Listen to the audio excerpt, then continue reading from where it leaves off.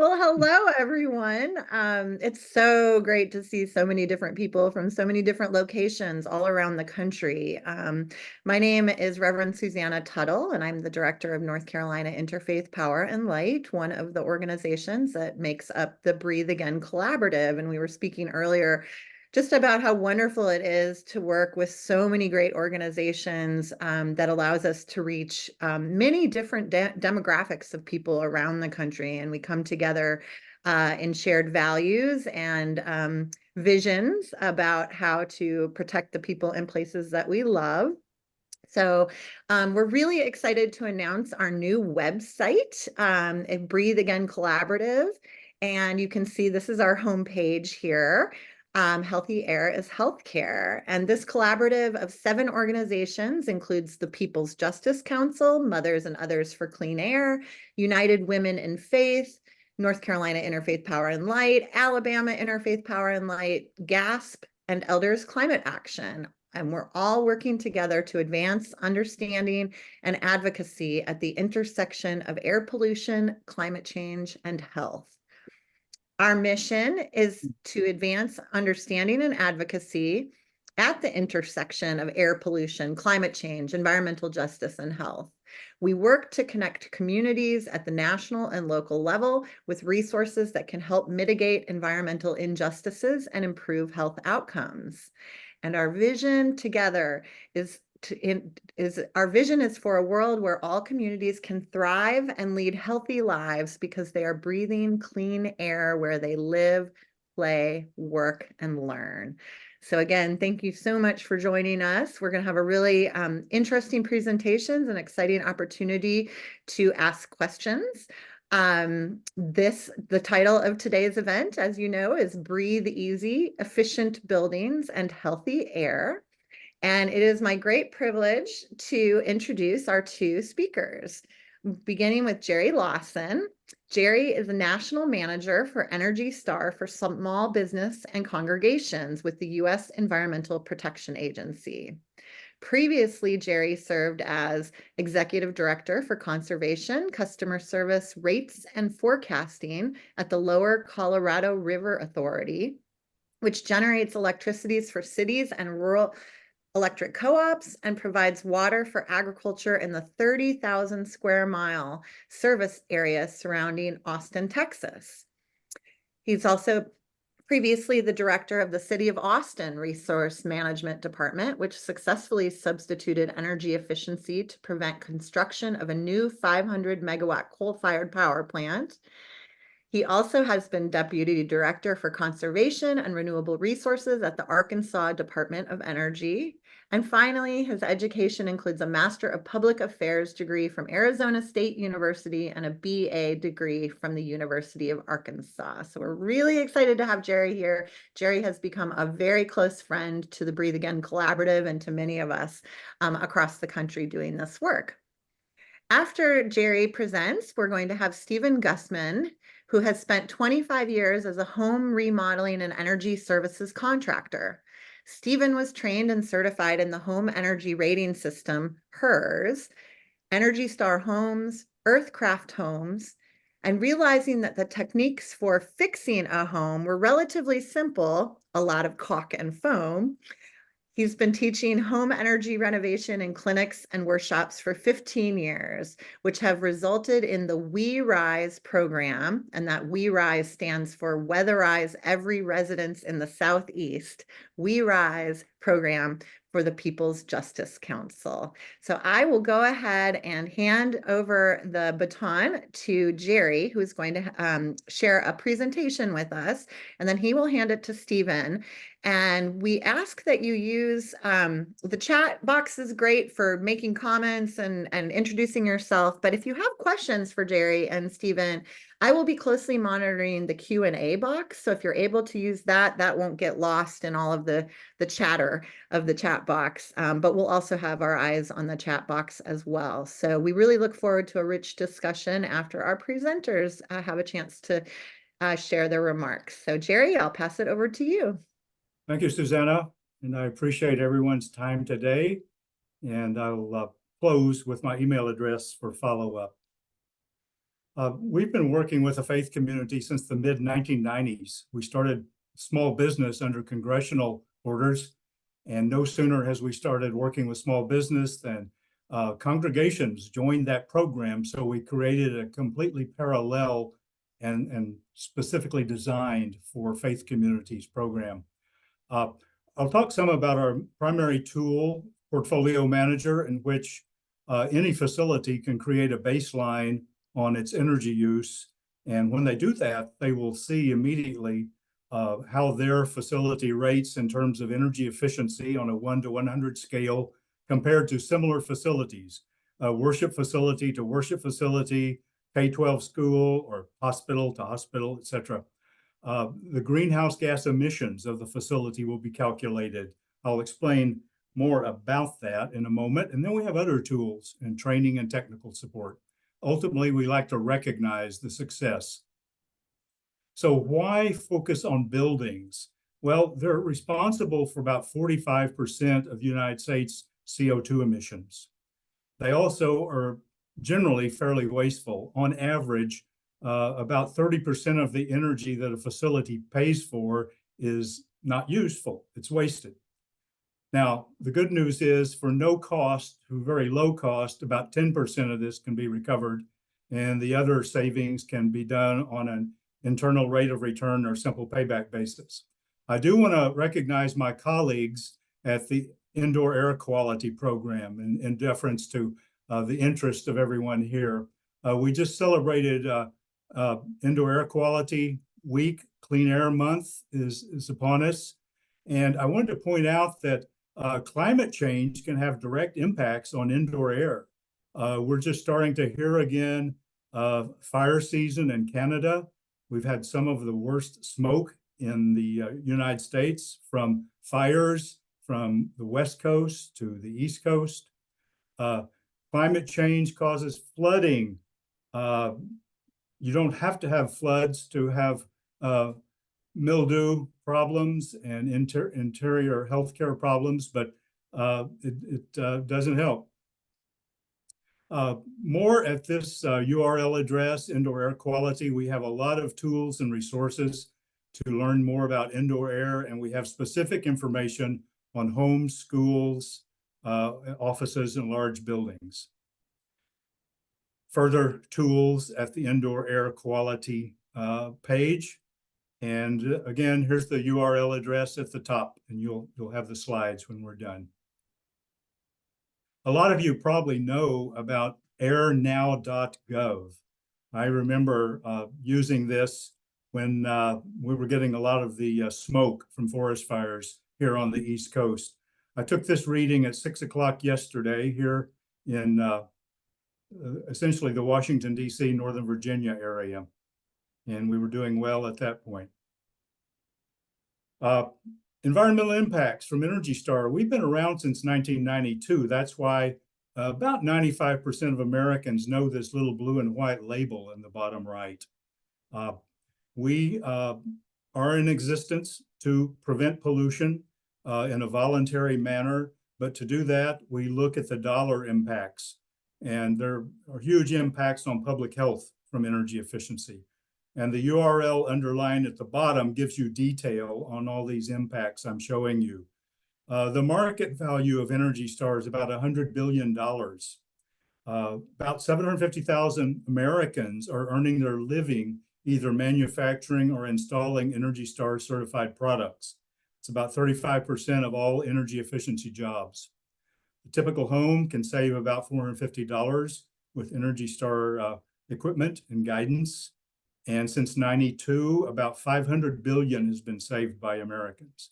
Now, the facts I like best are that for every $1 spent on Energy Star, this is your tax dollars, $350 in energy savings. Also, for every dollar spent, the way we got those savings was $230 invested in efficiency. So any of you listening, your organizations can be partners. We're proud to say that North Carolina, Interfaith Power and Light, Alabama, Interfaith Power and Light, and United Women in Faith are already partners. So we welcome any nonprofit group, individual congregations, denominations, other adjudicatories in the faith community. Partners have no obligation or cost. Your tax dollars have paid for everything we do. And we can do webinars like this for your organization and help you with issues you may have in your facilities. I'll talk about some other resources here. This shows that we co-branded. That is, we installed the logo and any track changes, edits that United Women in Faith wanted in this energy and water efficiency checklist. It's 7 pages. It's a free download at the URL, at the link at the bottom of the page. It's also available in Spanish. And if 7 pages is enough for you, we have a 90-page action workbook. Here are the covers co-branded with Interfaith Power and Light and our Catholic partners at the Climate Covenant. It covers in detail the kind of things that we summarize in the checklist. It's also available in Spanish, same as the checklist. Portfolio Manager. This is our heavy-duty tool, in which more than 300,000 buildings are benchmarking. That is, they're tracking their energy and greenhouse gas emissions. We have over 2,000 worship facilities using it. And it's really about 25% of all US commercial square footage using the benchmarking tool, Portfolio Manager. This is where you get the 1 to 100 score for your building. It's easy to understand that where you are. If you're 50, you're average. And it's comparing worship facility to worship facility, like buildings and peer buildings. Scoring a 75 or higher makes it eligible for certification, same as the product. And later, probably in June, it looks like, we'll be launching the Spanish version of Portfolio Manager.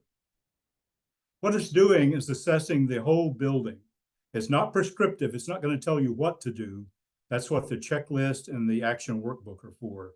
Portfolio Manager is going to measure the efficiency of the building, worship facility, or whatever. You can track energy and water and recycling and waste. Track green power purchase. It's easy within it to share and report data within your organization or with anyone you choose, really. There are custom reports that can be put together easily with a few clicks of the keyboard. There are also standard reports embedded that you don't have to create. And the greenhouse gas emissions from month to month will hopefully be going down as you improve. So the metrics, energy use, we are mainly looking at the source. We can look at the site, the energy use at the site and throughout the process of you receiving your electricity. But the important thing here is it's weather normalized within Portfolio Manager. It does the calculations you don't want to do by looking at 30 years of US weather surface data, and it's comparing it to the 12 months of degree days, of heating and cooling degree days for the 12 months that you benchmark. And it's factoring out the weather that's not average, so that you're really seeing not the impact of weather on your energy bills, but the impact of the efficiency of the building. You can track the water use intensity, essentially water use per square foot.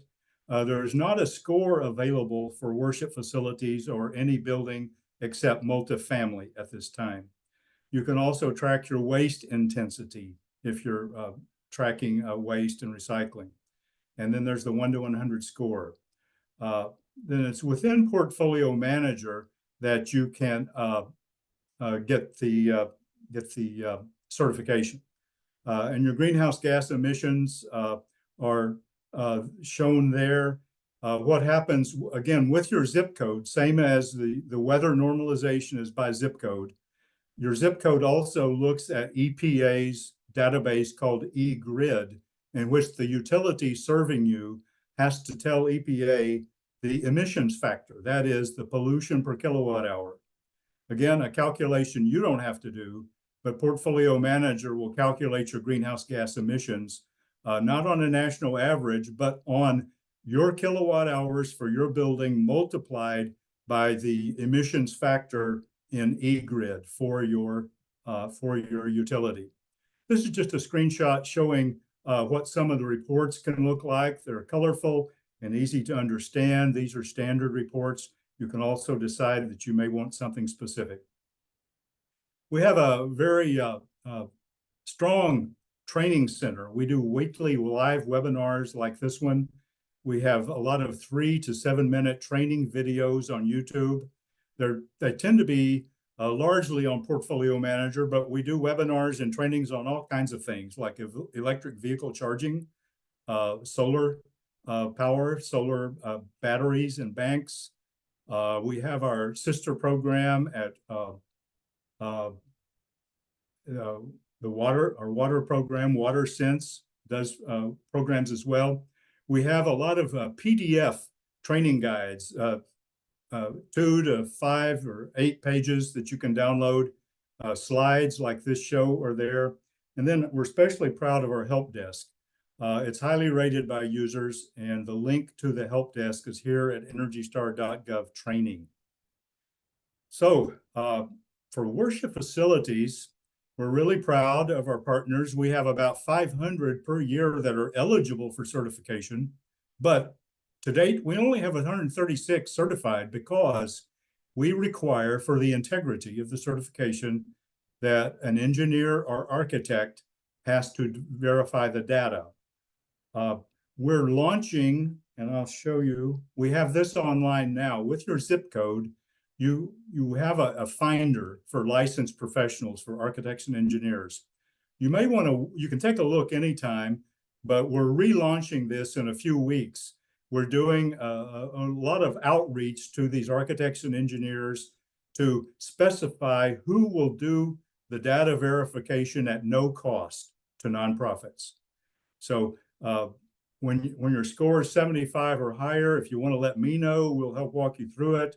But you can increasingly find free verification here. So we want to get that 136 on up to 500 certified congregations.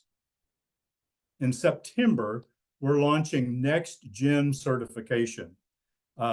This starts with a facility that's already Energy Star certified with a 75 or higher, verified by the architect or engineer.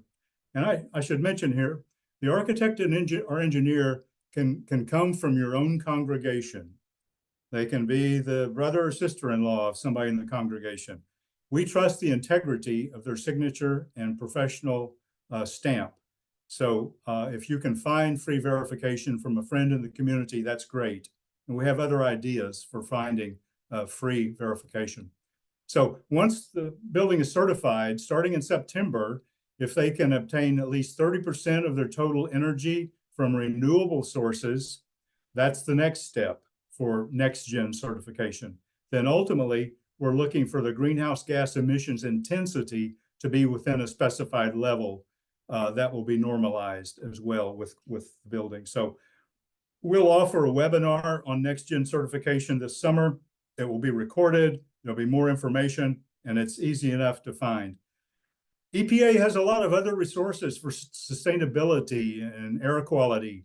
I'll show some detail here on some of these. Green Power Partnership. Safer choice is important to indoor air quality. These are lower toxicity certified cleaning agents and detergents for inside the house of worship or any other commercial building. We have greenhouse gas inventory tools, local, tribal. We have this in the right-hand upper corner is for lower income communities. It's a guide. And this, the honeybee here symbolizing we have programs to support pollinators. We have programs to reduce food waste.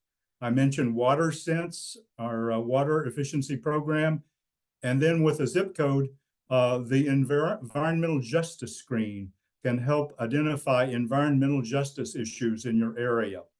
So this link at the bottom will get you to all of these, but I've also included a page with links to each of these programs.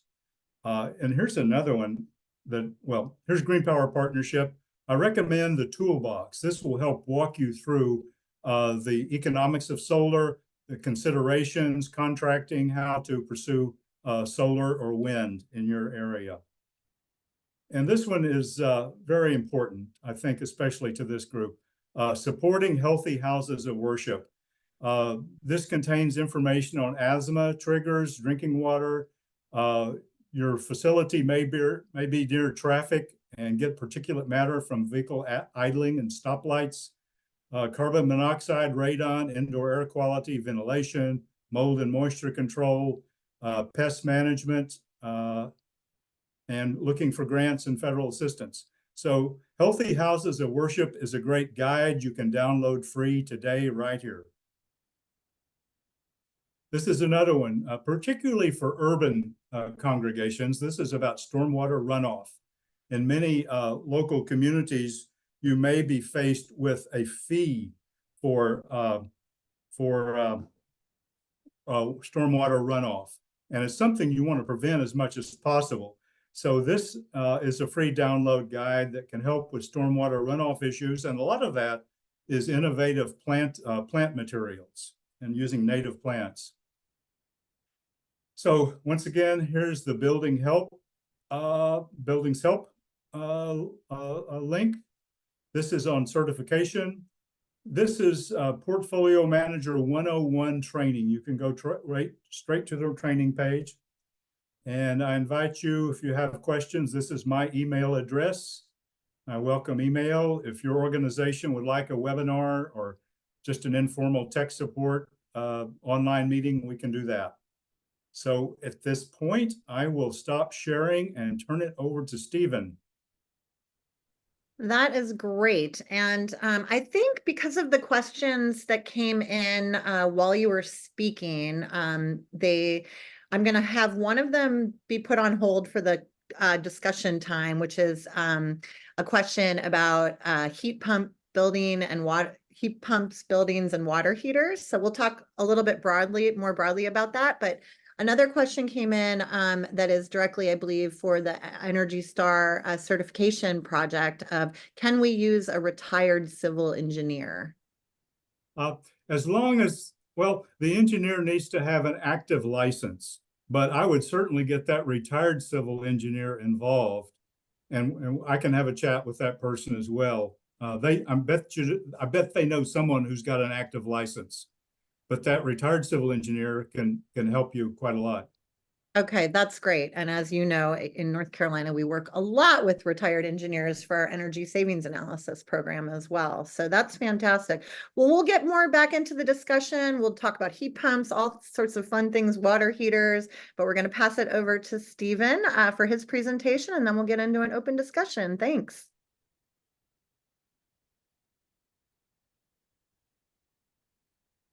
I'm preparing to share my screen. Go for it. Oh, come down. What's happening? Get away from there. Oh, well, hang on.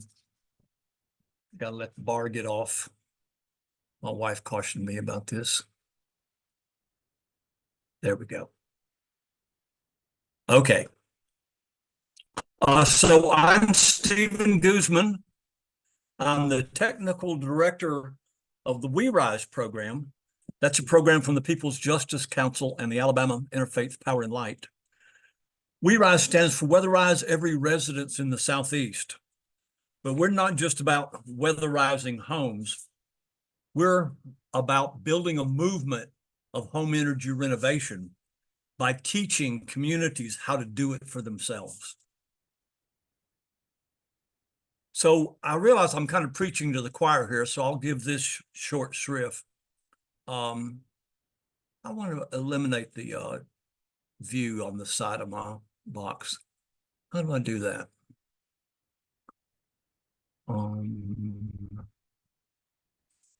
It looks good for us. We just see the presentation. Okay. I'm just getting the face tiles off of my screen. Home energy renovation saves money and the climate. And again, I think I'm preaching to the choir here, so I'm just giving y'all one slide worth of this. But low-income families in this country have an energy burden of 17 to 50% of their income, where the average American household spends 4 to 5% of their income on energy services. But the average home can save 10 to 30% on their energy bills with relatively simple home energy renovations. And older or poorly constructed homes can save even more. And guess who's living in most of the older and poorly constructed homes? So just like a food pantry puts food on the table, a home energy renovation leaves money in the family budget for food, medicine, or whatever. And it also helps slow climate change. So that's the thumbnail case for why we're even talking about something like home energy renovation. So WERiSE, weatherize every residence in the Southeast. So our goal is to create local home energy renovation crews that can continue to do the home energy renovations in their communities after we and grant money are gone. So WERiSE will train home energy renovators by doing home energy renovations in their community and hopefully start a local movement of home energy efficiency. A movement that has folks at the neighborhood cookout bragging about how cheap their energy bills are instead of how green their grass is. We're very ambitious. We want to see a social movement.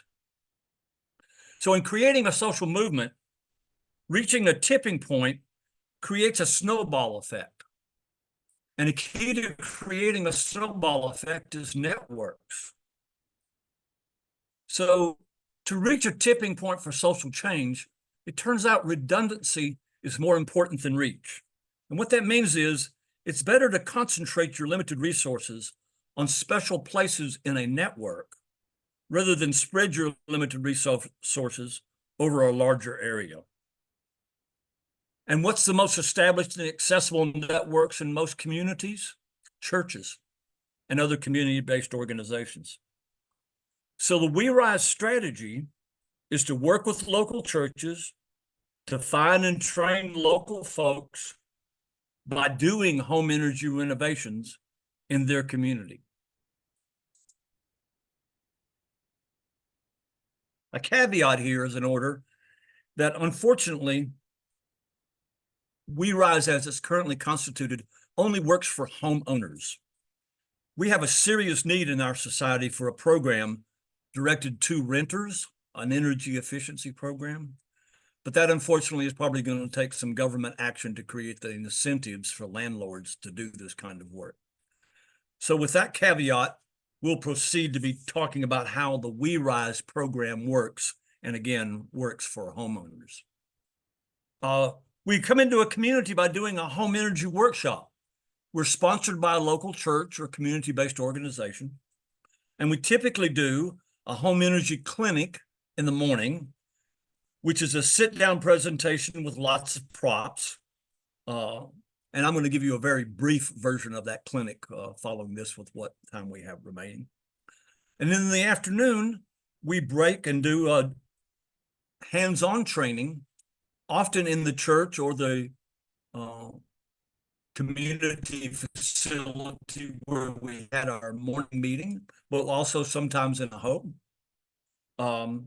During our home energy workshops, we're keeping an eye out for the kind of folks who might like to take the additional training that would make somebody a crew leader in their local community.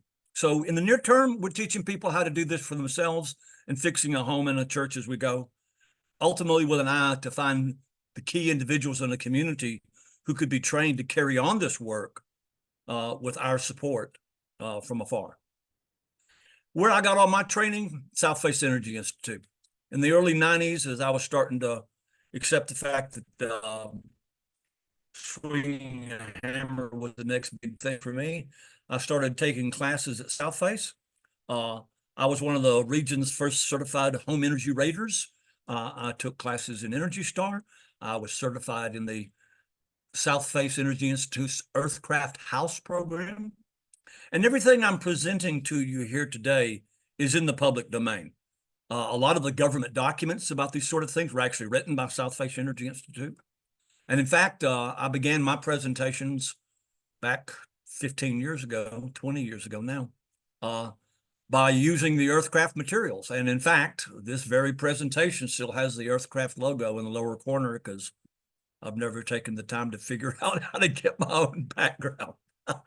So my apologies to Earthcraft, but also my kudos for launching a promising career for me. As I began working in my remodeling practice and trying to apply the training that I was taking in green building and energy efficiency, I developed an energy services menu. And by the way, if you're local, in your local community, if you're looking for people who will do this kind of work, there's a trade association called the Residential Energy Services Network, ResNet. I should put that in the chat at some point. RESNET, ResNet, Residential Energy Services Network. And that could help you find somebody in your local community that could do this kind of work for you. But hopefully, I'm going to motivate you to become a do-it-yourselfer, and you'll do a lot of this for yourself. So I originally was doing home energy makeovers. Then it occurred to me that I could get a lot more homes done and a lot more greenhouse gases removed by teaching more people to do it for themselves. So I started doing clinics. And those years of experiencing with doing home energy makeovers and teaching home energy clinics really became the foundation for what the WERiSE program is. Along the way, as part of my advocacy and outreach, I came up with a handout called the Top 10 Ways to Save the Planet. A little pejorative, of course, but what the heck. Notice that the first two things are ceiling. Insulation is important, but it turns out it's not as important. So working off the old real estate maxim of the most important things in real estate, what's the three most important factors in energy efficient homes? And anybody? But that little asterisk is about the fact that actually the first step in air sealing is sealing the ductwork. So when they finally got around, when the Department of Energy finally got around to actually studying how buildings, and particularly residences, used energy, one of the first and most dramatic things they found was almost half of the energy usage was in fact just energy wastage. It was just good old-fashioned air leaks. And as it turns out, fixing the air leaks is pretty easy to do. As mentioned in my bio, it's basically crawling around the house with tubes of caulk and cans of foam and knowing where to put them. But I can teach you where to put them in an hour or less. So air sealing, turns out it's the low-hanging fruit of home energy renovation, which is sort of why you haven't heard more about it. It's because contractors really don't make much money selling you these labor-intensive air sealing packages. It would only keep me and my helper busy for 1 minute. I just got my notice. Whoa, I got to blow. So moving quickly, why duct sealing is the #1 priority is because leaky ducts make houses suck. I don't have time to explain the particulars to you, but suffice it to say that building envelopes are leaky, but so are ducts. And ducts squander high pressure air, which leaves your home under a negative pressure and your home sucks. But so what? Well, as if squandering compressed air isn't bad enough, one of the problems is where the makeup air is coming from. And on the left-hand side there, it says the outside of the house. Well, that's actually the least of your concerns. The worst parts are the makeup air that's coming out of the attic and the garage and the crawl space, places you don't want to breathe. So the #1 priority for improving indoor air quality is not ventilation or fancy filters. It's just good old-fashioned air sealing. And again, most HVAC contractors won't volunteer this one because that one doesn't make them any money. But back to this. How convenient, though, that two factors, energy inefficiency and indoor air quality, have the same common solution: air sealing, and air sealing. So how do you seal ducts? You don't use duct tape. You use mastic. It's a given that your ducts are leaky. It's just a question of how much. It used to be that 10 and 15% duct leakage was considered normal. No longer, thank goodness. But in addition to sealing your ducts, you also seal the vents, which that guy's doing in the ceiling there. In the middle is a picture of the old-fashioned way of doing duct design. And as you can see, not only is that not sealed, but you can see some tape peeled up on the top of the picture.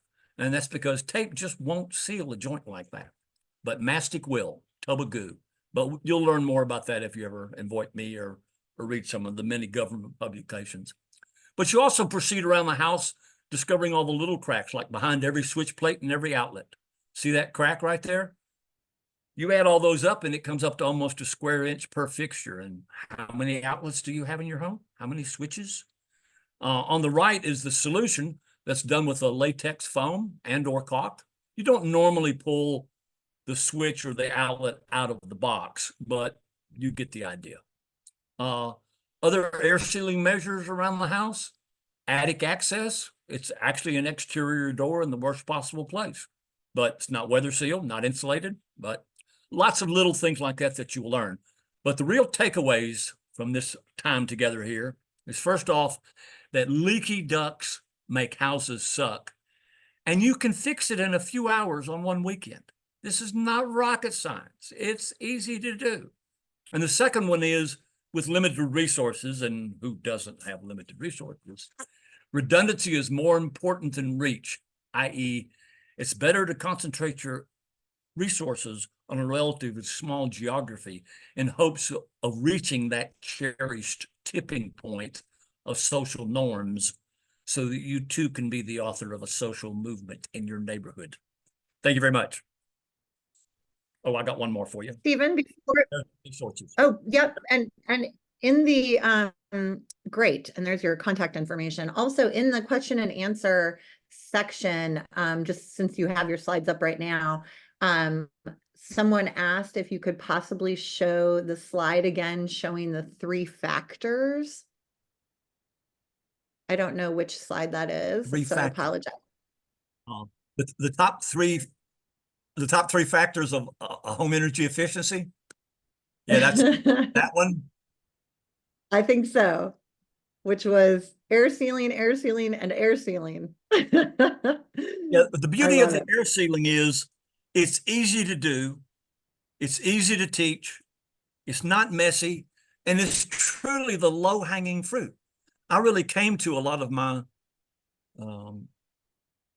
standard operating procedures here by doing this for a while and realizing that the first couple of days that I was in somebody's home doing a home energy makeover, we're doing the same easy things. We were crawling around the house with caulk and foam and taking all the cover plates off and looking for problems. And that the average homeowner could do that for themselves. So that became the nexus of me starting to try to teach this stuff. And it's the entry level of our WERiSE program.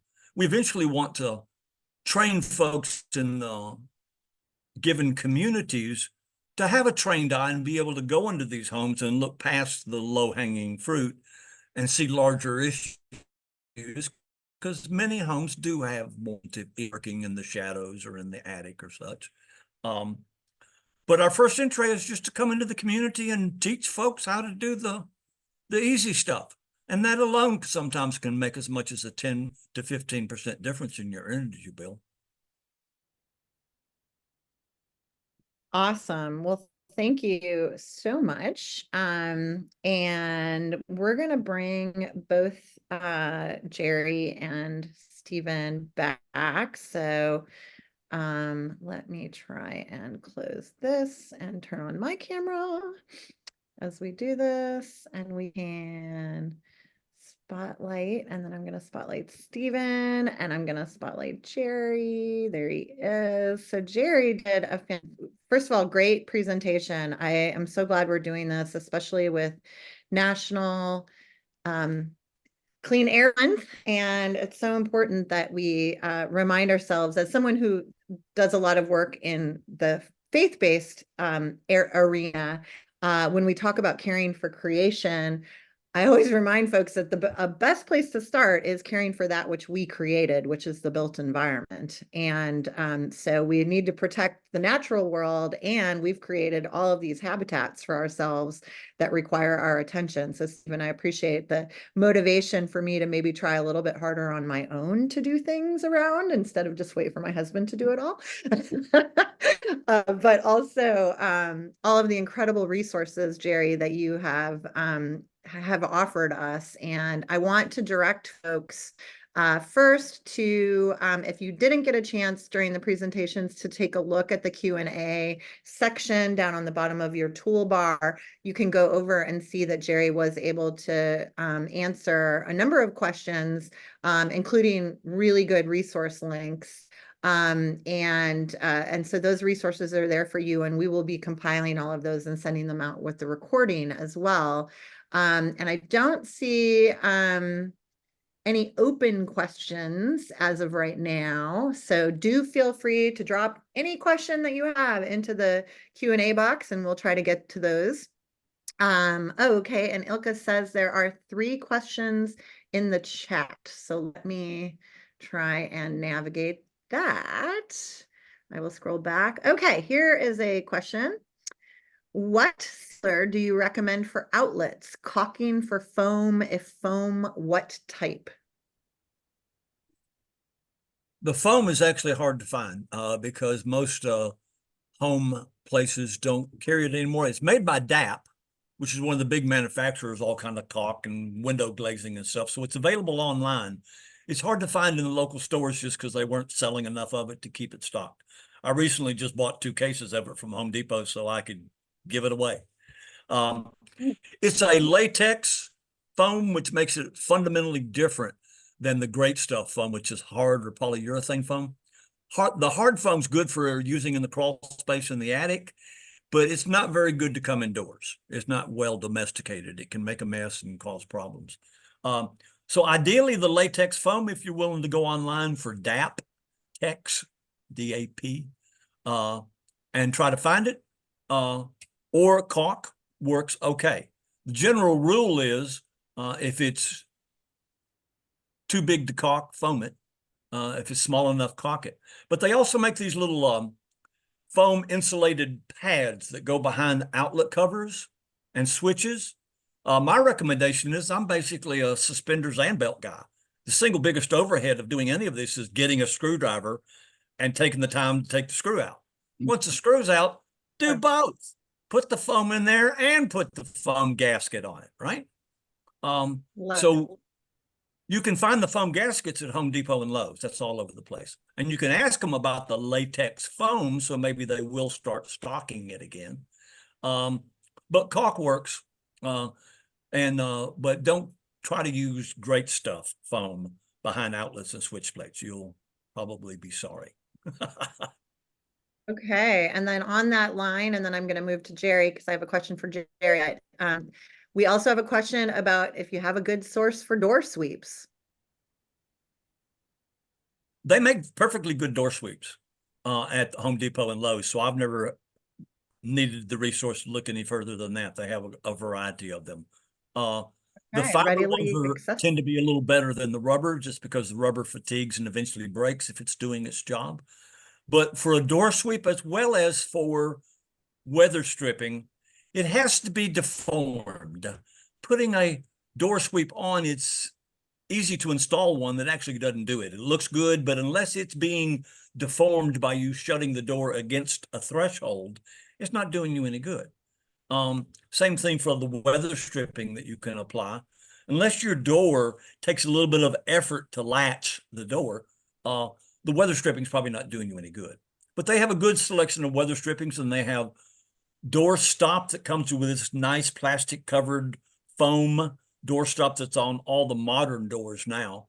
If you have an older door that didn't come with that nice weather stripping, you can replace it with that stuff. And that, there again, that's at the Depot and at Lowe's. Awesome. Thank you so much. And I'm realizing the other question that we're asking. So Jerry, EPA,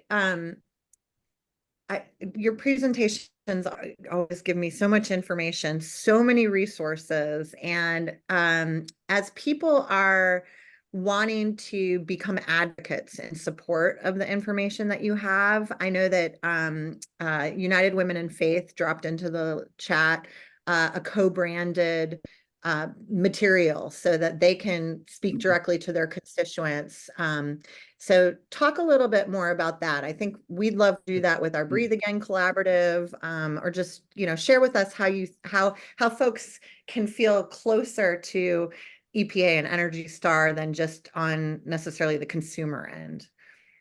We love the idea of co-branding. It's a partnership in which our logo and our brand has a certain credibility for what we do, but your organizations have unique credibility with your members in a more local way. So the idea is we put your logo with our logo. We can provide a Word doc version of the checklist for your track changes edits.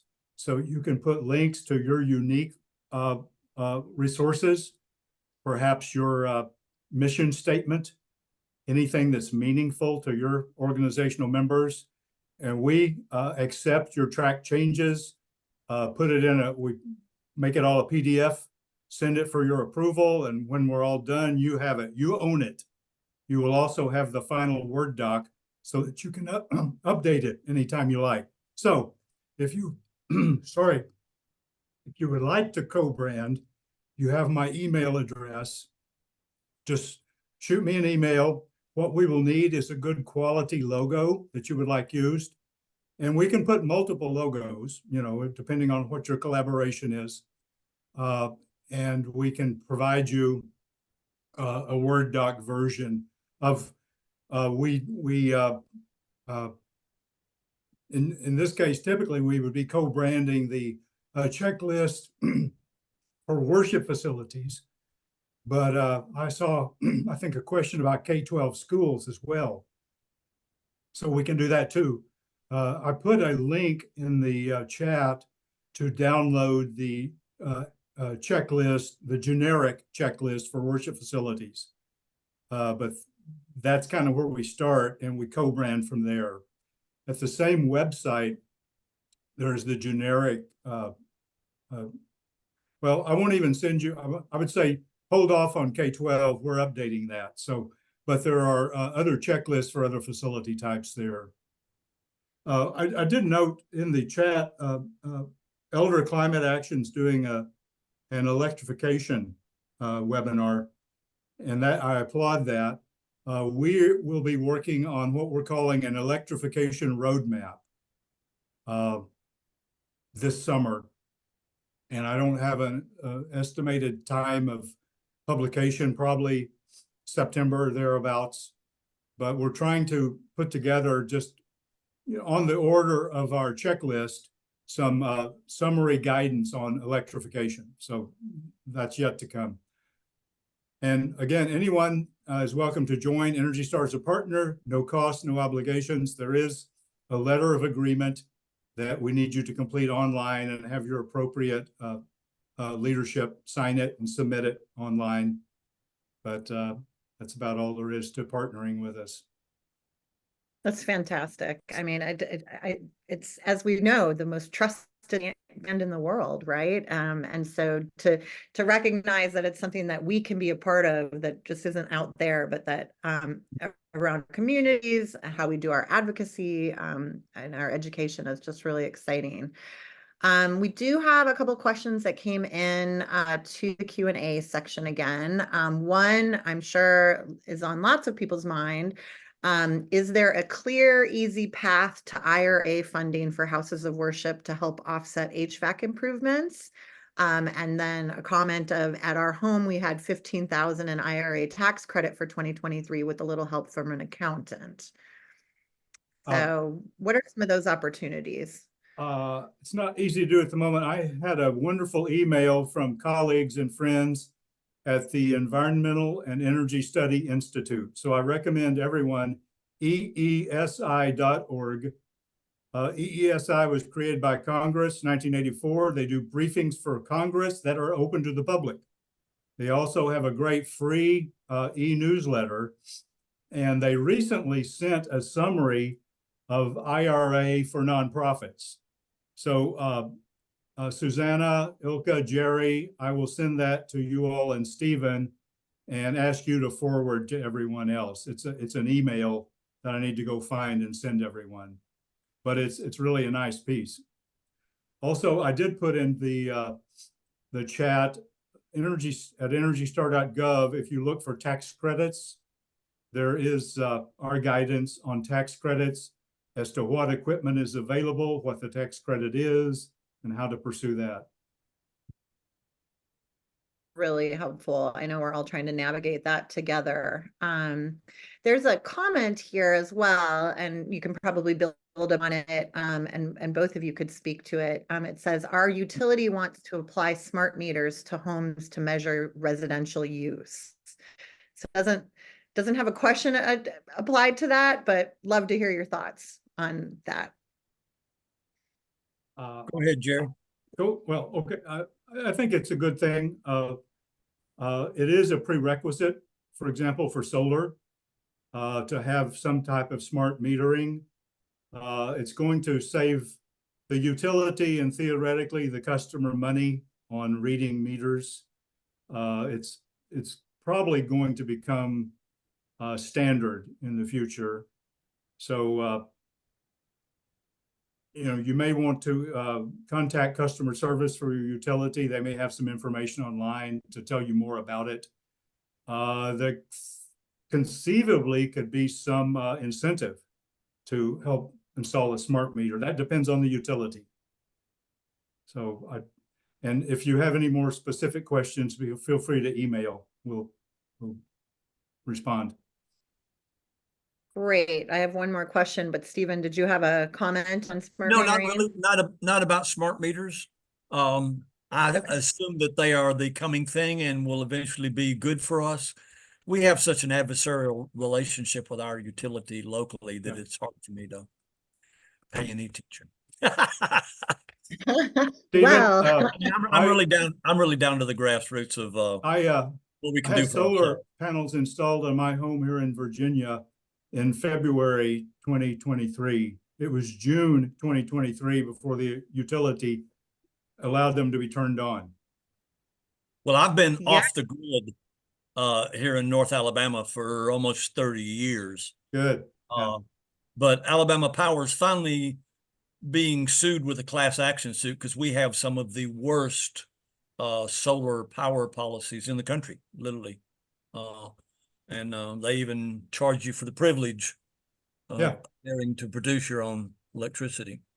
yeah, I'm a big advocate of making sure that you know who your energy provider is and figuring out what that relationship is, because you want it to be a healthy one. And that's a lifelong challenge as part of our advocacy and engagement around, not just thinking you're going to turn on the lights, but have a really strong relationship with what it means for energy to be provided for you and what role you as a consumer has in that. Well, when you're off the grid like we are, you're intimately connected. Intimately connected. Well, I You're do pretty have another, there is another question in the Q&A, and thanks, Jen, from Elders Climate Action. You had answered it as well, but I'm going to go ahead and read it so that we can hear from Jerry and Stephen, and then we'll wrap it up because we're almost at the top of the hour. But the comment was that the congregation is struggling with adding AC to a 125-year-old building heated by 20-year-old gas units. Some argue that the most environmentally correct decision is to live with 3 hot months. Others believe that's driving away older members and younger families. There's talk of split minis for a gathering hall for summer only. What's y'all's take? So not too long of an answer because we're about to wrap up, but love to hear your take. Stephen, we'll go to you, and then Jerry, and then we'll wrap it up. Air sealing, and air sealing. You can Love probably it. the cost of the air conditioner in 5 years if you do an exhaustive case of air sealing and insulating and the other things that you will do along the way. But if you upgrade the energy efficiency of your building, it'll drastically reduce the amount of HVAC you have to put in and how often you have to use it. Totally That's agree. Energy efficient. Yeah. Stephen, I Energy was the efficient weatherization moves. guy in Austin, and it's the ceiling weatherization is the place to start. If you want to do, if you're in a situation to look at heat pumps, solar, other equipment, you don't want to put in any big piece of equipment until you have properly gotten as efficient as you can be. So Yeah. you're not putting in oversized equipment that's someday going to be inefficient because you're going to seal someday, and you better do it up front, because you put on too big a piece of equipment, you'll pay to run it, and then someday you'll undercut the return on investment of your solar or your heat pump when you become more efficient. So be efficient first. Yep. Efficiency is primary. We're in a boat that's sinking. And before you go adding any expensive equipment, it makes sense to plug the holes. But Stephen also made the point, the resilience of an efficient building in terms of extreme heat, extreme cold. If you lose your power, Air quality. you're better off in an efficient building. Yeah, air quality too. I love that. Well, what a wonderful, we want to be very efficient with everyone's time in the spirit of efficiency. And I am going to ask my fellow Breathe Again Collaborative participants that helped put this event together to come on screen, and we'll all be in this together. Here, I wanted to get everybody's faces on there. How did I have Stephen spotlighted. Oh, here we go. Okay, so there we all are. Here's everybody. Say hello and thank you. We're so glad you were with us. This felt like a very practical application. I love these kinds of webinars because it was informative. I learned a lot. I feel like I have a ton to do around my house now, and hope to be inspiring for the rest of you. So please enjoy the rest of May, and stay in touch with the Breathe Again Collaborative. There's lots of different agencies and organizations, and the opportunity to partner with the EPA and Energy Star is quite an amazing opportunity. So please reach out to any of us, and we'll sign off for now, and have a wonderful evening, everybody. Thank Thanks. you. Thank you all. Good to meet you, Jerry. Good to meet you, Stephen. Thank you for your work.